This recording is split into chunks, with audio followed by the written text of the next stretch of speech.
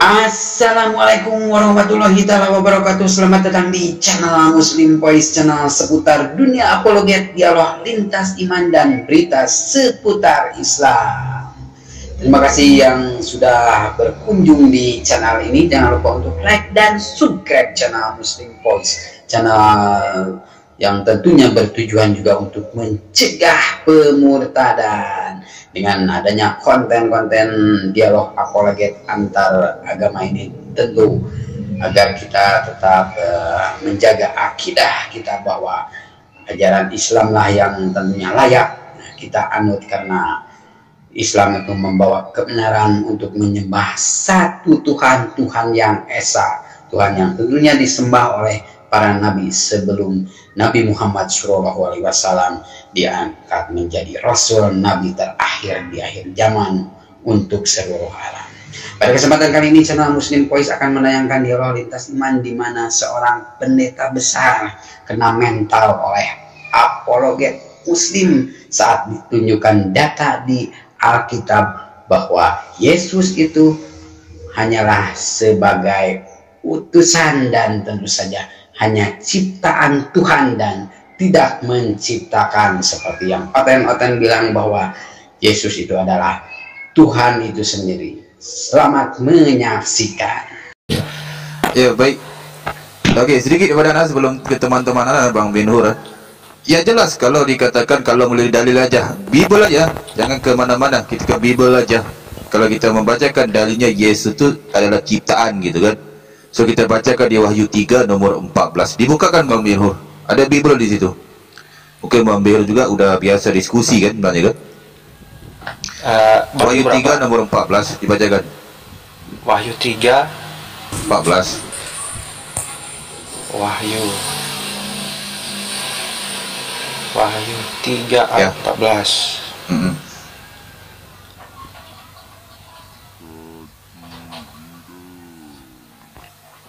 Ya, dibacakan Bang ini. Dan tuliskanlah kepada malaikat jemaat di Laodikia.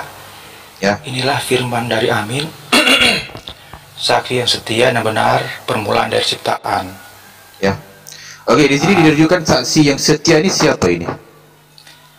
Saksi yang setia itulah Yesus. Yesus. Saksi firman dari Amin, saksi yang setia dan benar, permulaan dari ciptaan Allah. Benar kan ayat selanjutnya ataupun beda dengan apa yang Anda bacakan? Begitu. Itu dia. Baik. Di sini nggak jelas lagi, Bang. Nggak. Belum jelas. Maksudnya jelas gimana? Coba dibaca ulang supaya Bang ngerti loh. Dan tuliskanlah kepada malaikat jemaat di Laodikia, inilah firman dari Amin.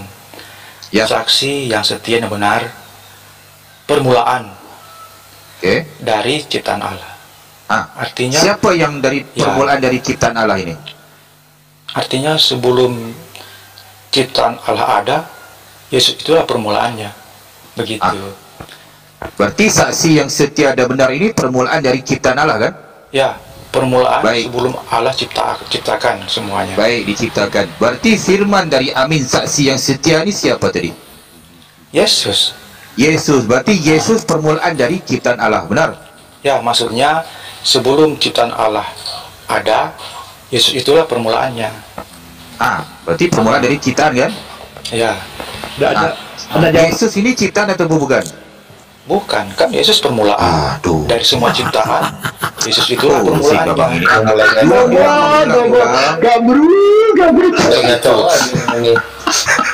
Kan begitu. Ini coba lihat lagi. Inilah firman dari Amin, saksi yang setia dan benar, permulaan dari ciptaan Allah. Saksi yang setia dan benar ini siapa? Yesus. Dibacakan lagi ayat selanjutnya, Bang. Permulaan dari ciptaan Allah. Jadi soalannya, Yesus ini ciptaan atau bukan? Ya. Jawab dengan malu-malu loh, Bang. Pikir apa sih, Bang? Ya. Permulaan. Silakan. Permulaan dari segala ciptaan. Permulaan dari segala ciptaan. Yesus ciptaan bukan? Bukan, kan Yesus permulaannya.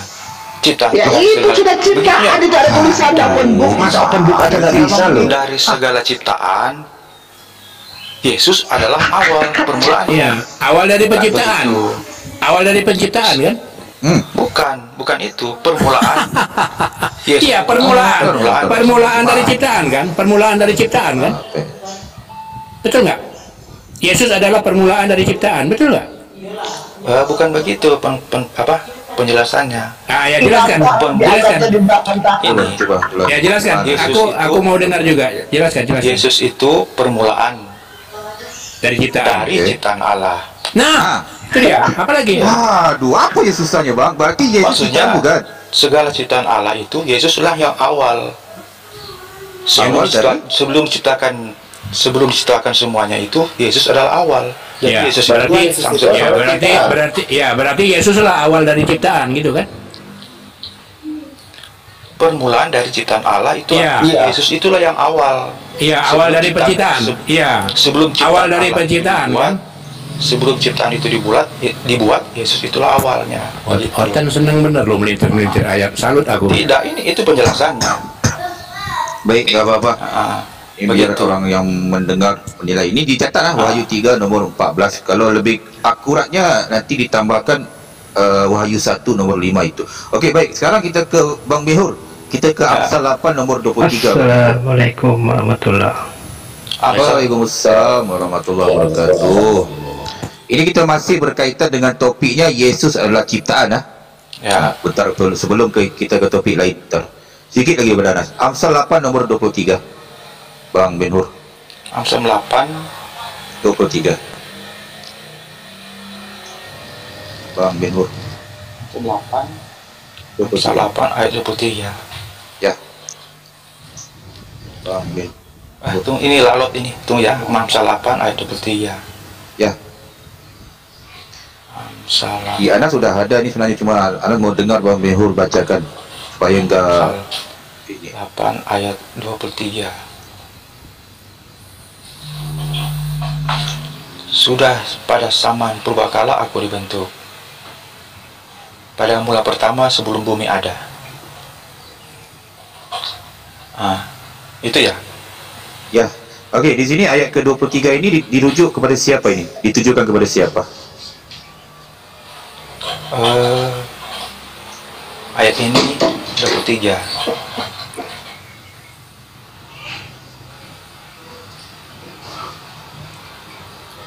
Saya tidak tahu ini, mungkin kepada Yesus ini.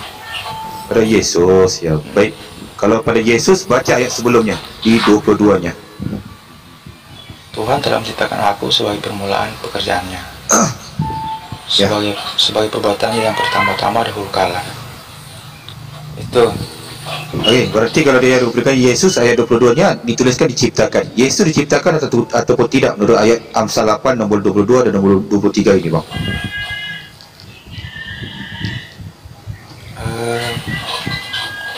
Alhamdulillah. Jangan malu-malu, Bang. Assalamualaikum warahmatullahi wabarakatuh. Waalaikumsalam warahmatullahi wabarakatuh. Waalaikumsalam warahmatullahi wabarakatuh. Jadi di sini Ben-Hur kita harus bersikap jujur ya. Kalau kita ingin menjadi manusia yang betul-betul manusia, kita harus betul-betul bisa menjadi manusia yang jujur. Itu kuncinya. Amsal 8 ayat 22.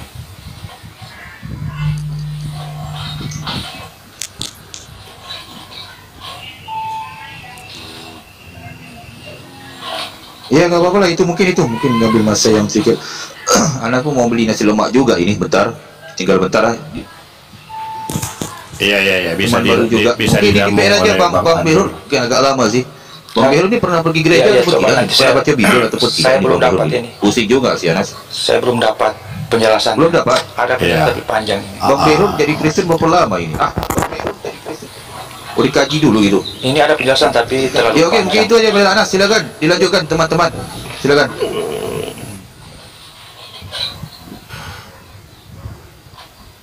Ya silakan Bang Anggur Asam.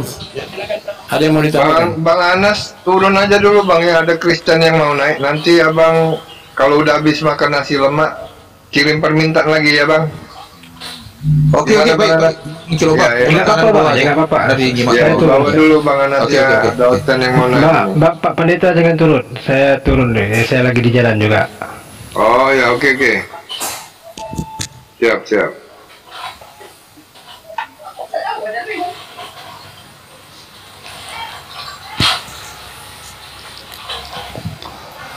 Ya, itu. Jadi pembahasan pagi ini nampaknya ini di saat Tuhan menciptakan Tuhan ya. Ya.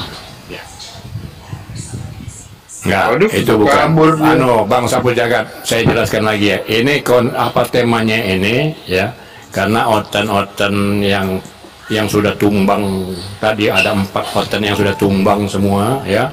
Mereka bersikeras mengatakan bahwa kita ini ya, Bang Sapu Jagat, Bang Ben-Hur, Bang Ucup, ya, Anggur Asam termasuk saya Al Ihsan bukan ciptaan Tuhan. Itu intinya. Nah, sekarang Tapi kalau pengetahuan saya bukan gitu Bang. Nah, jadi Adinda Ben-Hur ini Kalau- menegaskan sebentar Bang. Adinda Ben-Hur ini naik juga dia bertanya kepada kita apakah Yesus itu ciptaan. Dibukakanlah ayat, ternyata Yesus itu ciptaan. Nah, Ben-Hur ini masih belum bisa memahami, makanya jadi PR, dipelajari betul-betul dulu Bible itu. Gitu. Iya. Jadi kalau itu baksanya begini boleh nggak Bang? Ya. Kalau ada Bible itu, kalau ada tertulis di Bible itu tertulis bahwasanya Yesus itu ciptaan, biar aja tulisannya tetap di situ ciptaan, tetapi cara membacanya harus Yesus pencipta gitu. Karena apalah artinya sebuah tulisan, yang penting kan omongan. Iya. Iya. Jangan ketawa lah Bang, nyengir pula sedih hatiku. Ya. Mana si Leo kabur, Willy kabur. Ayo Bang Marpaung naik, Bang Marpaung. Bantuin Bang Ben-Hur ini naik Bang. Biar enak gitu, jangan dia sendiri Kristennya. Ya, jadi ya, maksud Bang Sapu Jagat itu Yesus pencipta. Yesus mencipta, artinya Yesus menciptakan Yesus gitulah kira-kira ya. Iya, biar aja tulisan.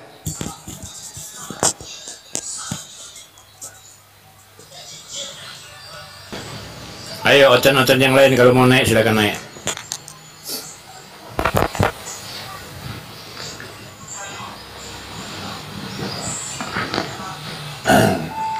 Jadi sama halnya itu Bang, kalau ada tertulis Yesus utusan, cara membacanya harus Yesus pengutus. Ya. Kalau Yesus ciptaan, bacanya Yesus pencipta, kan gitu. Oke, saya Iya, cari dulu jawabannya. Saya turun dulu. Ya. Oke. Iya, silakan, Nggak apa-apa, silakan. Bang.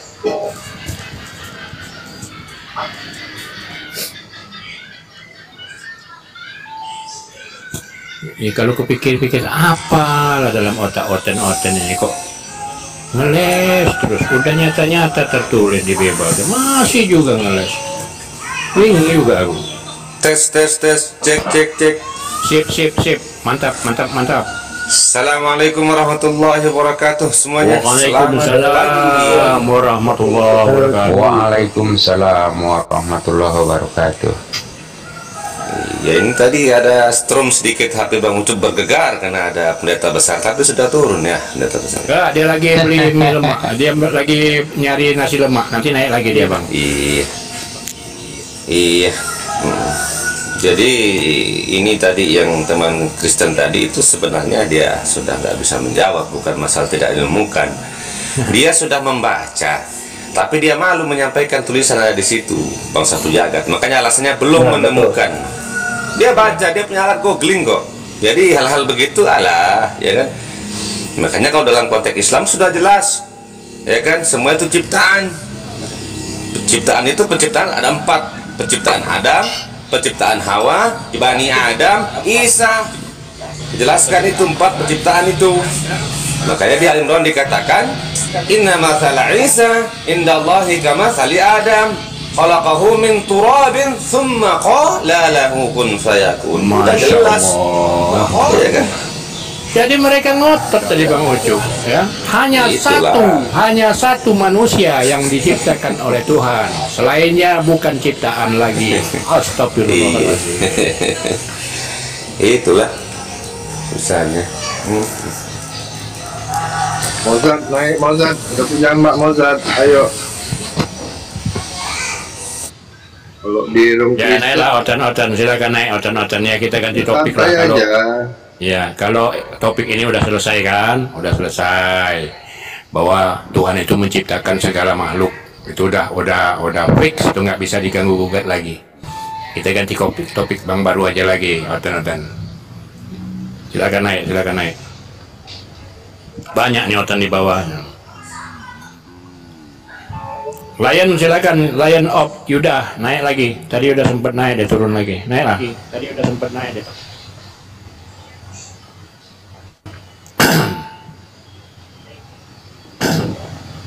Silakan Lion of Yuda. Silakan kirim permintaan.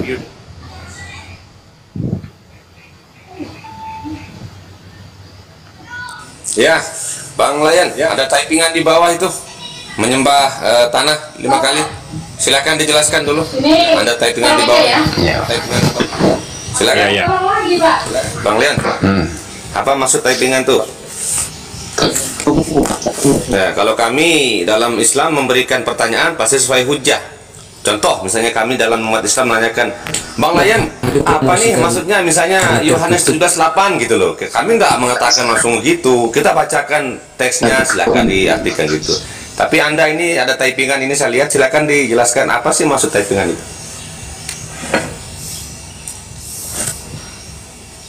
Silakan, Bang Dion, jelaskan typingannya itu. Islam menyembah tanah terkutuk 5 kali sehari sambil saat sama nabinya yang sudah jadi tanah. Silakan, Bang. Ya, typingan Anda itu saya kira begitu bencinya Anda ini dengan umat Islam. Coba jelaskan oleh kamu, silakan. Ya, jaringannya gimana ya? Perbaiki jaringannya dulu lah, nggak bagus jaringannya. Ini kadang-kadang ini Oten ini kalau pas mau menjawab jaringannya ini kerjasama merah dia. Kalau pas bertanya jaringannya bagus gitu loh. Itu tandanya Yesus marah, Bang. Yesus marah. Gitu ya. Ya. Yesus yang ngambek gitu ya. Mungkin Yesus bilang kurang ngajar orang ini gitu. Iya, padahal Yesus sendiri menolak loh dipanggil Tuhan sesuai di Matius 7 ayat 21 sampai 23. Jelas itu. Iya. Tapi masih juga kalian bantah. Yohanes 17 ayat 3 ya kan. Itu sampai Bang Ucup hafal itu. Yohanes 17 ayat 3, Yohanes 17 ayat 8 tuh Bang Ucup hafal. Benar ini. Enggak bohong. Inilah hidup yang kekal itu, yang mengenal Kau satu-satunya Allah yang benar dan mengenal Aku Yesus Kristus telah Kau utus. Yang 8-nya lagi.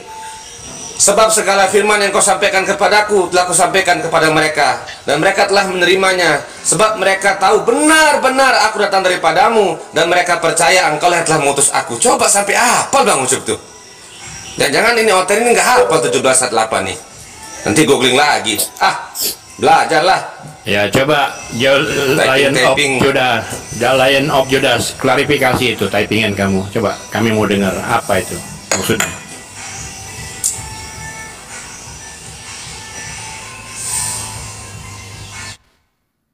Oh, bicaralah.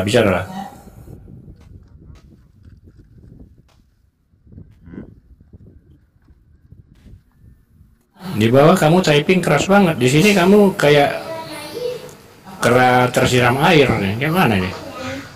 Enggak, karena kalau mengucapkan kata-kata cinta itu begitu bergetar hati sehingga nggak keluar kalimat. Oh iya. Jadi itu kalian. Benar juga.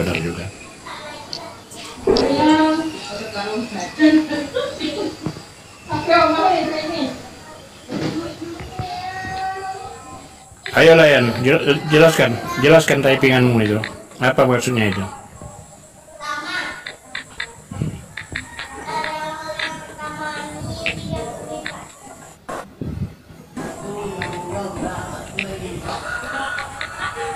Kenapa Lion?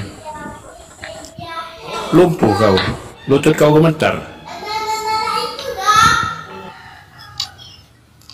mau sok-sokan debat, sinyal kurang mendukung. Aduh, bikin Selamat hari Minggu. Assalamualaikum, salam. Innalillahi wa inna ilaihi rojiun. Kau ini ngerubah nama terus. Saya tanya Udah, ke Sini, satu orang bisa jawab tidak? Saya tanya gampang-gampang saja. Bang Judas, kurangi berkamuflase, Bang Judas. Ingat 14 Februari, jangan terlalu banyak ikut debat, nanti ditanya balik. Itu pasti, Bang. Oh iya. Oke, Bang silakan Judas, bertanya, tapi ingat Satu kali aja. pertanyaannya sebentar, jangan dua arah, Bang Judas. Saya tanya dulu. Yudas, aku mau tanya satu kali aja, bolehkah? Kita ini belum pernah bertanya, kita ini muslim. Iya, ini. betul, Boleh betul. bertanya Silakan kan? Bang Anggor Asam, silakan. Buka room baru tidak tanya itu bagaimana? Saya yang harus Silakan tanya Anggor dulu. Asam. Iya, makanya boleh tanya kan? Masalahnya tadi kita ini sudah menjawab semua, sekali-kali boleh dong Islam bertanya. Nanti habis Boleh. tanya, Anda boleh bertanya. Oh, masuk room tidak mau ditanya gimana? Dengar, saya bertanya Dengar, Yudas, dengar, Yudas. Aku bertanya, kenapa Yesus kalau setiap berkata itu ada unsur nipunya? Kenapa? Dengar. Layan, Anda turun dulu, Tayan. Betulkan dulu sinyal Anda. Turun dulu. Yudas, aku mau tanya, kenapa Yesus setiap ngomong itu pasti nipu gitu loh, Yudas? Kebanyakan nipu, Yudas. Gimana? Bisa kamu bela Yesus kah atau bertanggung jawabkan kah? Saya satu pertanyaan, kemudian Di Lukas 24 nomor 44 dengan 46, Yudas. Di situ Yesus nipu loh, Yudas. Tidak. Kamu bisa baca kah? Atau bisa menjawab kah kenapa Yesus selalu ngomong ini berdusta terus gitu loh? Saya bertanya dulu, habis saya bertanya. Ya, tunggu dulu, sabar.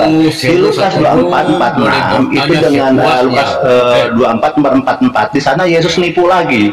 Duh, kamu buka room ini untuk bertanya. Kamu masuk room, mau diskusi atau mau apa? Saya kan diskusi, kan saya sih bilang. Oke, kalau diskusi kamu jawab, kenapa Yesus ini setiap ngomong nipu?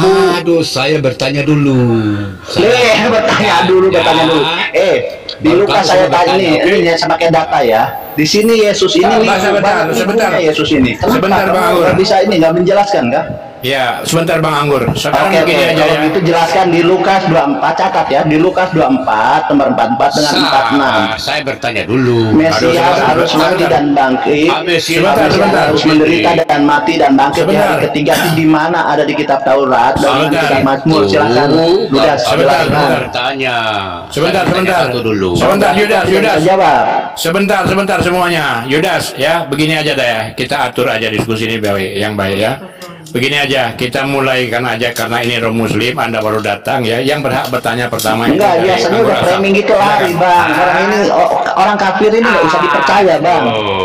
Untuk apa? Udah, ini mau nggak diatur? Orang kafir dipercaya. Makanya masalahnya Yudas, apa? Jangan Yudas, mau percaya diatur karena nggak? Yesus pun nipu di sini gitu. Jadi Yudas, kamu mau diatur nggak? Dengar dulu. Menuhankan dia. Dengar dulu Yudas. Kamu mau nggak? Mau diatur nggak di sini? Mau ikut aturan nggak? Iya, kan. Ya udah. Kalau diam dulu. Ya sudah, sekarang saya atur. Saya atur. Saya yang atur. Kalau kamu mau dengar dulu. Saya jelaskan dulu. Kabur dia biasa gitu. Dengar dulu, Yudas, dengar dulu. Saya mau ngomong. Sekarang saya atur deh ya. Saya mewakili host lah. Saya atur ya. Kamu harus ikut aturan kalau kamu mau berdiskusi dengan baik ya. Saya atur. Biar sebentar. Jangan ngatur saya. Sekarang saya ngatur kalian semua ini. Ya, saya mewakili host nih. Saya atur semua. Sekarang karena Anda baru naik sebagai tamu ya, saya tentukan ya, silakan karena Bang Anggur tadi udah bertanya duluan, silakan Bang Anggur dulu yang bertanya. Nanti selesai Anda jawab, baru Anda yang bertanya. Oke? Oke, udah. Nanti kalau ada waktu di sini banyak Ustadz, ada Bang Ucup bisa menjawab. Nah, pertanyaan dari saya Yudas, kenapa Yesus ini setiap ngomong banyak nipunya? Jadi begini. Ya, sebentar. Misalnya Yesus nipu lagi. Ya, sebentar. Sebentar. Maher, Yudas, berarti kamu nggak mau. Jadi kamu nggak mau ikut aturan yang saya atur, nggak mau. paling sedikit buka room itu orang bertanya. Dengar dulu, kamu mau nggak diatur? Sekarang kamu mau nggak diatur? Kau mau nggak diatur sekarang? Dengar dulu, kau mau nggak ikut aturan? Oh, ternyata. Kamu mau nggak ikut aturan di sini? Nggak bisa. Ternyata kafir ini begini tipenya. Yudas, selama banyak di TikTok ini Bang Yudas, tidak ada komal Kristen yang berani ditanya tentang Bibelnya. Iya, kenapa ya? Kok takut sekali? Takut dengan Bibelnya sendiri. Itu banyak itu rum mau masuk tanya. Tapi iya, kok takut sekali ya sama Kristen. Tidak. Takut. Di sini pun takut. Kenapa? Jadi begini aja. Begini aja, Yudas, begini aja Yudas. Kalau kamu nggak mau ikut aturan yang sudah saya atur, kamu turun aja deh. Turun. Lanjut. Berarti turun aja. Berarti kamu nggak mau ikut aturan Yesus penipu, oke? Berarti kamu setuju bahwa Yesus itu adalah penipu. Kalau ngomong tidak pernah jujur, selalu menipu-nipu, begitu ya? Kamu setuju? Satu room takut ditanya ya. Kamu nggak masalahnya kamu nggak mau ikut aturan. Yaudah. Turunkan ada Suzuki itu. Turunkan. Buang. Turunkan. Takut ya nggak mau ditanya. Apa diskusi nggak mau ditanya? Kita masuk Komal Oten ke Komal Kristen ditanya nggak mau. Sekarang di sini kita suruh masuk dia maunya bertanya terus. Giliran ditanya nggak mau. Suki, izin moderator. Suki, aku mau tanya, kenapa Yesus itu kalau ngomong suka nipu nih, Bang Suki? Contohnya di Lukas 24 nomor 44 dengan 46, silakan. 44 46. Oke, betul. Ia berkata kepada mereka, inilah perkataanku yang telah kukatakan kepadamu ketika aku masih bersama-sama dengan kamu, yakni bahwa harus digenapi semua yang ada tertulis tentang aku dalam kitab Taurat Musa dan kitab Nabi-Nabi dan kitab Mazmur.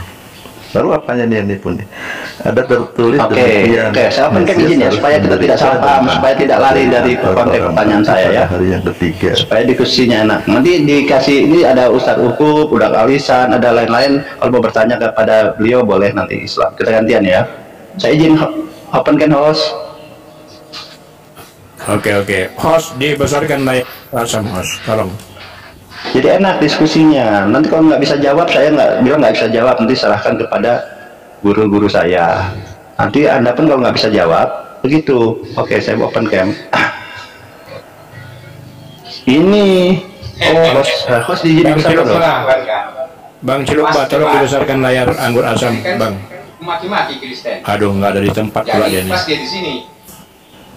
Kenapa kok kayak gitu kau? Jadi begini, di Lukas 24 nomor 44, ia berkata, inilah perkataanku yang telah kukatakan kepadamu ketika aku masih bersama dengan kamu, yakni bahwa harus. Nah, di sini penekanannya dalam ini, yakni bahwa harus digenapi semua yang tertulis tentang aku dalam kitab Taurat Musa, kitab Nabi-Nabi, dan kitab Mazmur.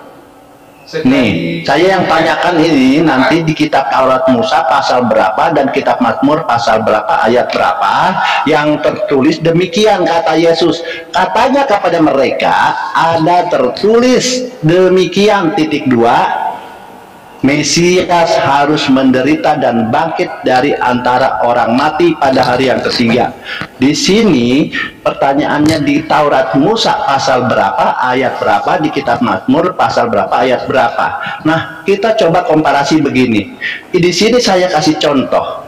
Di Matius 4 ayat 6, ini contohnya nih. Ketika iblis mengatakan sebab ada tertulis (2) mengenai engkau, ia akan memerintahkan malaikat-malaikatnya dan mereka akan menantang engkau di atas tangannya supaya kakimu jangan terantuk kepada batu. Nah, ketika iblis menggodai Yesus di padang gurun, ini benar. Perkataan ini iblis ini benar karena apa? Ada tertulis di mana? Di Mazmur 91 nomor 11 dengan 12. Sebab malaikat-malaikatnya di nomor 11-nya, sebab malaikat-malaikatnya akan diperintahkan kepadamu untuk menjaga engkau di segala jalanmu.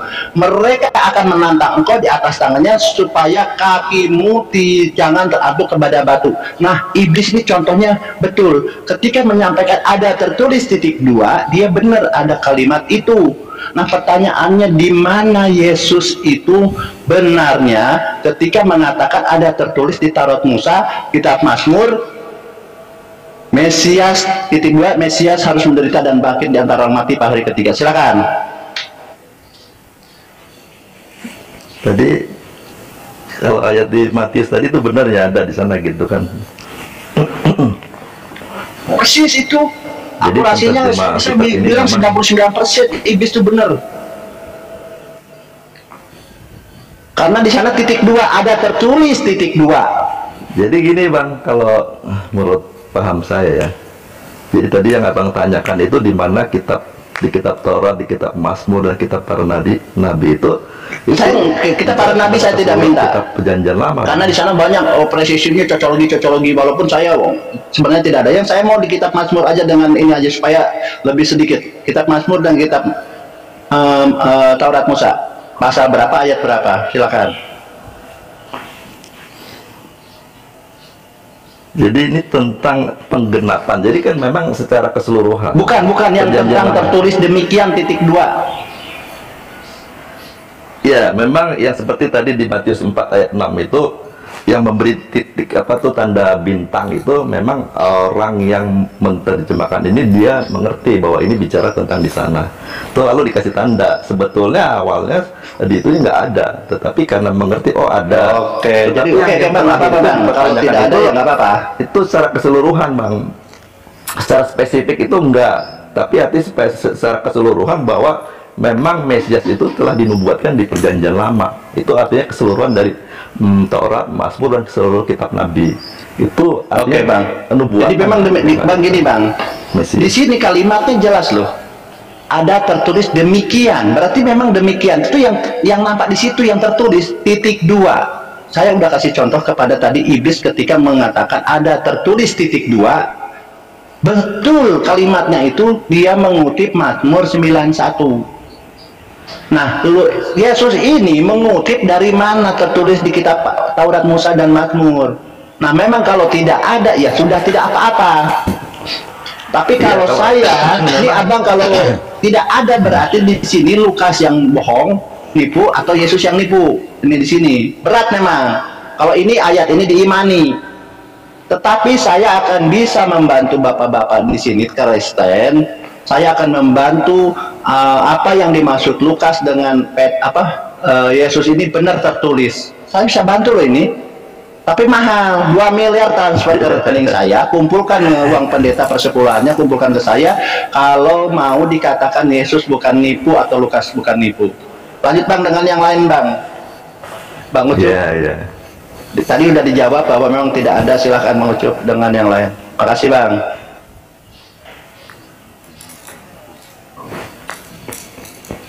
Udah kita sapa dulu Bang Bagas, Muslim apa Kristen Bang? Muslim Bang, Muslim. Oh ya udah standby Bang. Oke, silakan. Kalau ada yang mau melanjutkan, Bang Ucup, silakan Bang Ucup. Iya, selamat pagi Bang Suki. Waduh, kangen juga. Selamat pagi Bang Ucup. Berapa malam nggak pernah komunikasi. Iya, Bang Suki. Saya ada menyimak kemarin debat dari lintas agama antara pendeta siapa ini dengan itu ya, iya. Budi Asri ya. Itu seru juga sih. Tapi ada yang menarik itu jawaban pendeta terkait ketuhanan Yesus. Salah satu acuannya dia mengatakan bahwa ya iblis itu taat dan tunduk kepada Yesus. Gitu katanya. Jadi kalau namanya dia taat dan tunduk kepada Yesus, berarti Yesuslah Tuhan. Itu salah satu jawaban daripada seorang pendeta, saya nggak tahu namanya. Saya mikirnya di situ begini Bang Suki. Gimana itu dibikin salah satu acuan juga. Saya ingat juga Nabi Sulaiman ini jin semua tunduk, ya kan? Jadi bahkan Nabi Sulaiman ini bisa mengkerakeng, membuih daripada iblis-iblis gitu loh. Kok enggak jadi Tuhan itu? Jadi kalau menurut saya itu enggak bisa dibikin rujukan. Masalah iblis katanya tunduk kepada Yesus gitu loh. Itu gimana pandangan Bang Suki terkait statement Pak Pendeta itu? Ya, tunduknya iblis kepada Yesus itu karena Yesus tunduk kepada Bapa, gitu. Dia taat melakukannya kehendak Bapa. Nah, kenapa Yesus dikatakan sebagai Allah tetapi bukan Allah Bapa ya? Saya maksud itu oleh Pendeta Budi Asli itu artinya Yesus itu Allah, bukan itu Allah itu sendiri. Tetapi karena dia anak Allah, maka Allah gitu. Tetapi berbeda Allah Bapa dengan Yesus. Nah, mengapa Yesus yang dijadi patokan, kenapa orang boleh menyembah dia? Karena Yesus inilah anak tunggal Bapa yang dikaruniakan kepada manusia. Jadi manusia hanya bisa berinteraksi kepada Yesus supaya mengenal Bapa. Tanpa berinteraksi, tanpa mengenal Yesus, tanpa mematuhi apa yang diperintahkan oleh Yesus atau yang difirmankan oleh Yesus, orang itu tidak bisa mengenal Bapa. Karena memang dia pengantaranya, dia yang diutus, dia yang menyampaikan itu pesan-pesan. Sesuai dengan Yohanes 13:3 tadi kalau penyampaiannya Bang Suki itu. Ya, iya, kan? memang Bapak benar, yang tidak mengenal Bapak itu bersesuaian. Iya. Terus. Jadi pengertian dari Pak Pendeta itu mengatakan Yesus itu Allah karena dia berasal dari Allah, dan Yesus satu-satunya manusia yang suci, yang bersih, yang sempurna. Cuma dia sendiri, Bang. Makanya dia yang diutus, dia yang menjadi pengantara itu, Bang. Yang lain nggak bisa. Jadi yang lain itu hanya sementara untuk mengantar kedatangan Mesias, Bang. Nabi-nabi sebelumnya itu diberikan wahyu, diberikan sabda atau diberikan firman-firman itu hanya untuk mengantar sampai si Mesias ini sebagai juru selamat atau sebagai penebus dari semua dosa dunia ini, anaknya, Bang. Jadi soal tadi menyembah itu kan hormat, Bang. Kepada semua nabi ya, dia yang dimuliakan oleh Tuhan pasti dihormati, disembah itu ditaati artinya. Nah, tapi Yesus inilah sebagai anaknya, sebagai yang diutus dari sorga sendiri. Artinya gini, Bang, kan kalau saya memahami begini, Yesus ini adalah Adam yang akhir, Bang. Jadi Yesus ini ibaratnya kalau kita melihat itu Adam gitu loh. Seharusnya Adam. Bagaimana kalau tidak kita menghormati dan memuliakan manusia pertama ini sebagai bapak leluhur kita, gitu, Bang. Cuma karena Adam ini gagal, jatuh dalam dosa, maka ada penggantinya, gitu, Bang. Jadi orang tua pengganti lah, gitu, Yesus ini. Dia harus dihormati, Bang, dimuliakan. Oke, izin menanggapi. Gitu, iya, boleh, Bang. Ya, jadi begini ya. Begini. Di dalam hal ini, kalau kita nilai ya dari jawaban Abang, bahwasanya berarti Yesus itu bukanlah Bapa itu sendiri. Bukan. Apa boleh saya beranggapan gitu, Bang? Iya, memang benar. Saya juga begitu memahaminya, Bang.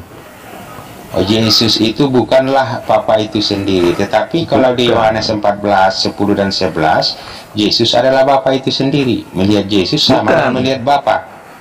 Pengertiannya begini, Bang. Kalau saya mengutus anak saya, namanya utusan, apa yang dia lakukan, apa yang dia bicarakan, apa yang dia pesankan, apa yang diperintahkan, itu pesan dari saya. Sehingga orang yang berinteraksi kepada anak saya, melihat saya, bukan melihat fisik, Bang. Melihat apa yang dikatakan, gitu, Bang, ya. Iya, jadi makanya dia sebutkan, dia berasal, sedangkan firmannya itu sendiri, Abang Anda, sudah nujul menjadi manusia. Ya itulah, sudah menjadi daging kan firman itu, maka itulah Yesus. Sedangkan firman itu adalah Bapa itu sendiri. Nah, di sini harus kita pahami nih. Ya gini, Bang, jadi pengertian saya, firman menjadi manusia itu bukan firman dalam pengertian ini wujud wujud hidup, Bang. Firman ini bukan wujud hidup, bukan Nah, kalau sudah jadi daging, abang Anda sudah hidup. Berarti yang salah ini pengertian abang atau kitab abang? Pengertian bukan kitabnya, Bang. Kitabnya benar, mengertinya yang salah. Kalau mengatakan menjelma, Bang. Tapi pengertian telah menjelma menjadi, itu begini, bukan apa? Telah menjadi. Kalau firman telah menjadi. Jadi menjadinya itu begini, Bang, maksudnya firmannya Bapa itu diperagakan oleh manusia Yesus yang berdaging, gitu maksudnya, Bang. Jadi artinya bedakan, hidup Bang. di dalam diri Yesus, Bang. Jadi sama aja anak saya memperagakan kehidupan saya, Bang. Bukannya jadi anak saya, bukan. Anak saya karena taat menerima firman itu, Bang. Iya, tapi karasa perlu juga diajukan kalau gitu ke LAI supaya firman itu dirubah. Kalau di apa itu kan menjadi, bukan yang abang bilang itu menggambarkan itu pada intinya kan. Iya, karena itu, Bang, jadi memahaminya aja, Bang.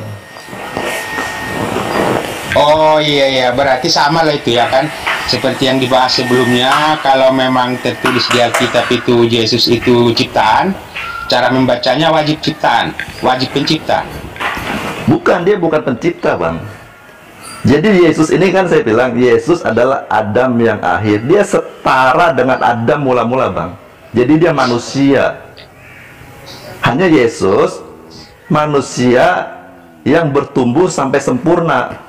Artinya sampai sempurna, sampai mencapai segambar serupa Allah, Bang. Enggak, pengertiannya itu kan begini, di pembahasan awal di Komal ini sebelum abang masuk, makanya Bang Lisan tadi mengatakan, saya katakan kan bahwasanya tertulis di Bible itu bahwasanya Yesus itu ciptaan, biar aja tulisannya ciptaan, tetapi cara membacanya itu wajib pencipta. Karena sudah generasi Kristen sama dengan abang ini juga.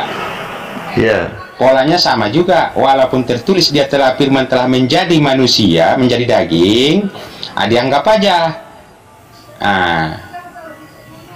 dianggap sebagai manusia sebagai Tuhan. Berarti relevan antara statement abang dengan rekan-rekan yang sebelumnya yang telah naik di sini yang dalam hal ini sama-sama beragama Kristen. Apakah abang setuju demikian, abang Anda? Ya, pertanyaan apa, Bang? Pertanyaan tadi. Ya, kalau yang pertama itu tadi di sini yang dibawakan narasi oleh Bang Ali Ihsan dan rekan-rekan bahwasanya di Bible itu tercatat itu kan jelas bahwasanya Yesus itu ciptaan. Iya, Bang. Kalau berarti abang setuju Yesus itu ciptaan. Iya, setuju, Bang. Kalau gitu nggak ada masalah. Kalau rekan abang sebelumnya menyatakan bahwasanya Yesus itu pencipta.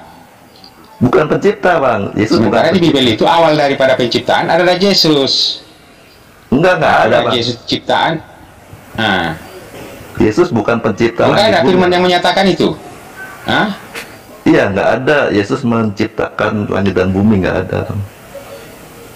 Oke. Jadi di dalam hal ini kalau kayak gitu kan, abang juga menganggapan sekarang ini Yesus bukanlah Tuhan itu sendiri. Bukan Bapak, Bang, ya. Bukan Bapak. Kira kalau kayak gitu. Oke. Jadi kita melangkah satu lagi ya sebelum ke rekan yang lain, soalnya ini agak-agak dalam hatiku ya. Kita mengapakan kepada Efesus 5:2 yang intinya berbunyi Yesus korban yang harum bagi Allah. Jadi kalau Allah ini kan dalam artian nih, kalau boleh, kalau salah mohon dikoreksi abang Anda. Allah yang disebut Kristen itu ditujukan kepada Bapa.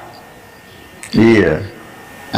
Apakah boleh saya beranggapan di dalam hal ini berarti Bapa ini menganggap Yesus itu korban yang harum baginya. Dalam hal itu karena besarnya kasih karunia Tuhan akan bumi ini, maka dia menurunkan anaknya yang tunggal.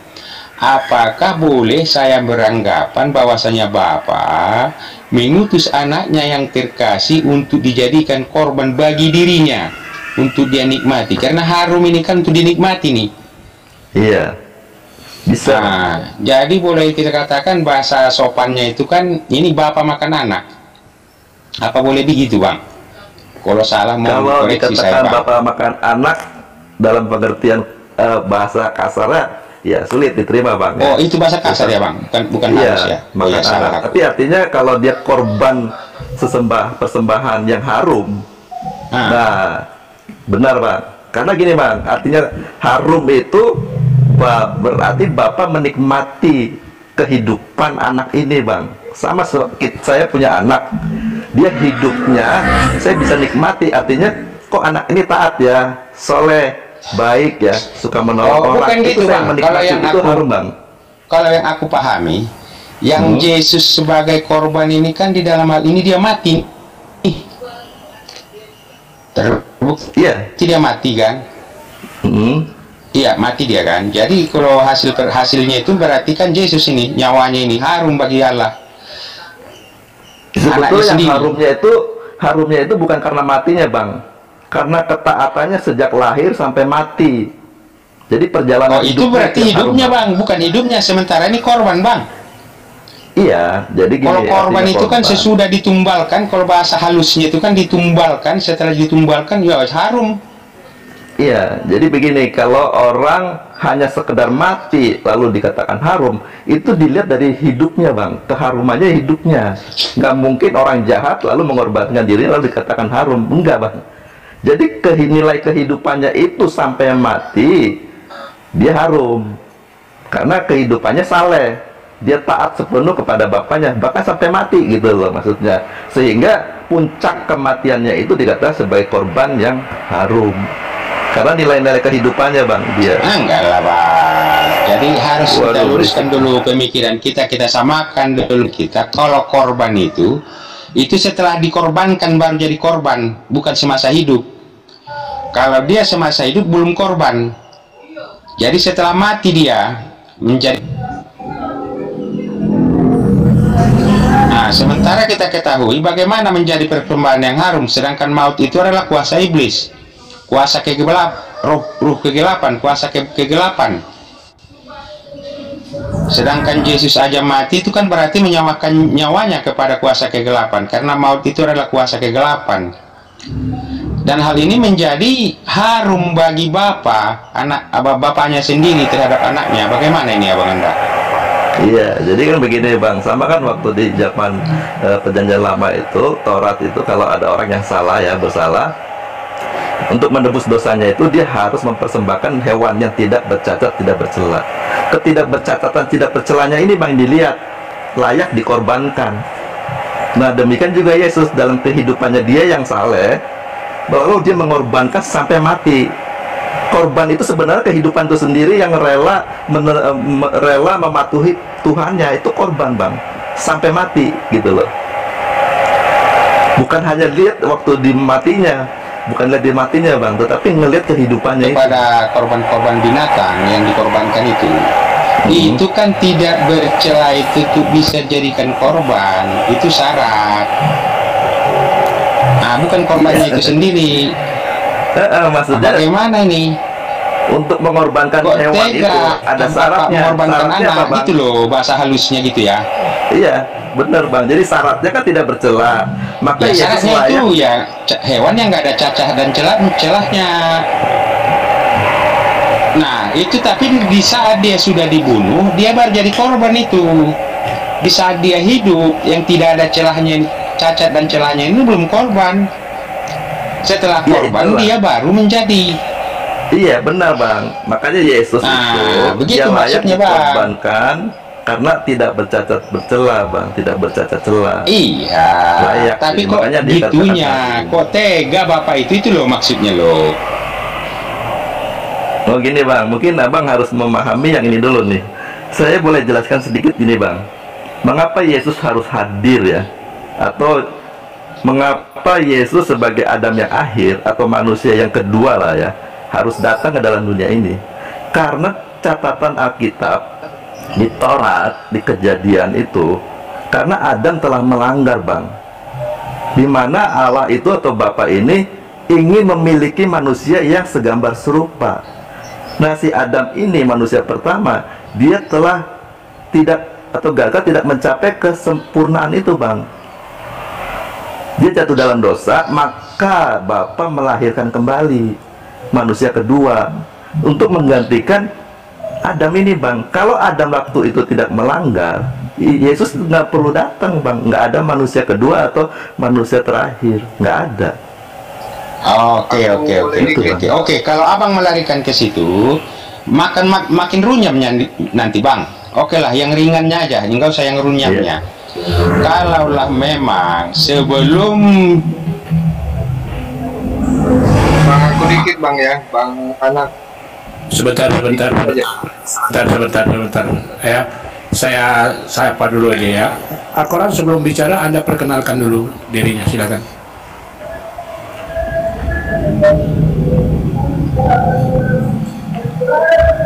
Ya, ini perkenalan apa? Al-Quran.